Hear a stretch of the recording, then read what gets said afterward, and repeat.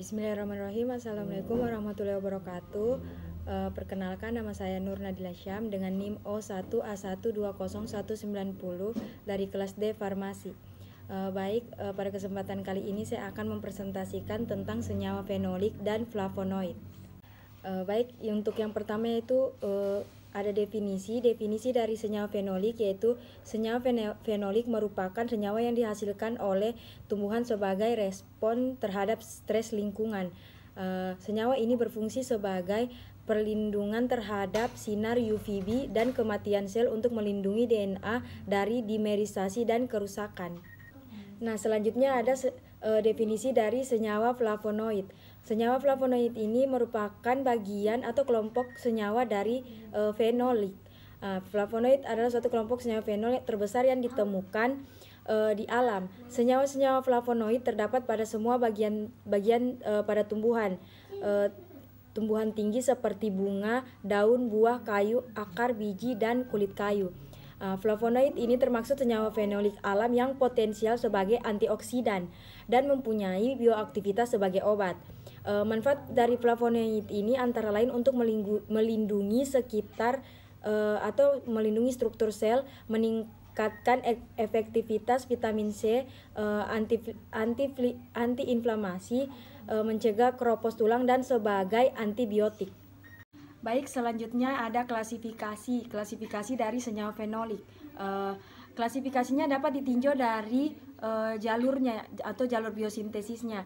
Senyawa fenolik dibedakan menjadi dua jenis senyawa, yaitu senyawa fenolik yang berasal dari jalur asam asetat mevalonat dan jalur asam sikimat. Kelompok senyawa fenolik yang berasal dari jalur asam asetat mevalonat adalah senyawa poliketida, dan senyawa fenolik yang berasal dari jalur asam asetat adalah fenilpropanoid. Ditemukan juga senyawa fenolik yang berasal dari kombinasi dua jalur biosintesis ini, yaitu senyawa flavonoid. Untuk sifat dan ciri-ciri dari senyawa fenolik ada beberapa, yaitu yang pertama cenderung mudah larut dalam pelarut polar. Kemudian bila murni dan tak berwarna. Selanjutnya jika kena udara akan teroksidasi menimbulkan warna gelap. Kemudian sangat pekat terhadap oksidasi enzim. Terus membentuk kompleks dengan protein. Lalu mudah teroksidasi oleh basa kuat, dan yang terakhir yaitu menyerap sinar UV-vis. Yang kedua ada klasifikasi dari senyawa flavonoid. Senyawa flavonoid mempunyai kerangka dasar karbon yang terdiri dari 15 atom karbon yang membentuk susunan C6, C3, dan C6. Dapat kita lihat susunan karbonnya seperti gambar yang tertera. Lebih dari 2000 flavonoid yang berasal dari tumbuhan-tumbuhan telah diidentifikasi. Di antaranya senyawa antosianin, flavonol, dan flavon. Antosianin dari bahasa Yunani anthos yang berarti bunga, kyanos biru tua, adalah pigmen berwarna yang umumnya terdapat di bunga berwarna merah, ungu, dan biru. Pigmen ini juga terdapat di berbagai bagian tumbuhan lain, misalnya buah tertentu, batang, daun, dan bahkan akar.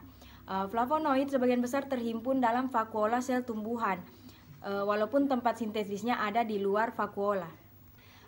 Berdasarkan strukturnya, flavonoid dapat dikelompokkan sebagai berikut, yaitu ada kalkon, flavon, flavonol, flavanon, antosianin, serta isoflavon. Untuk identifikasi dari senyawa ini, kita dapat mengambil salah satu contoh identifikasi senyawa fenolik dan flavonoid, yaitu pada tanaman anting-anting. Ketiga organ tanaman anting-anting pada akar, batang, dan daun memiliki distribusi kandungan senyawa yang berbeda namun dengan kelas yang hampir sama.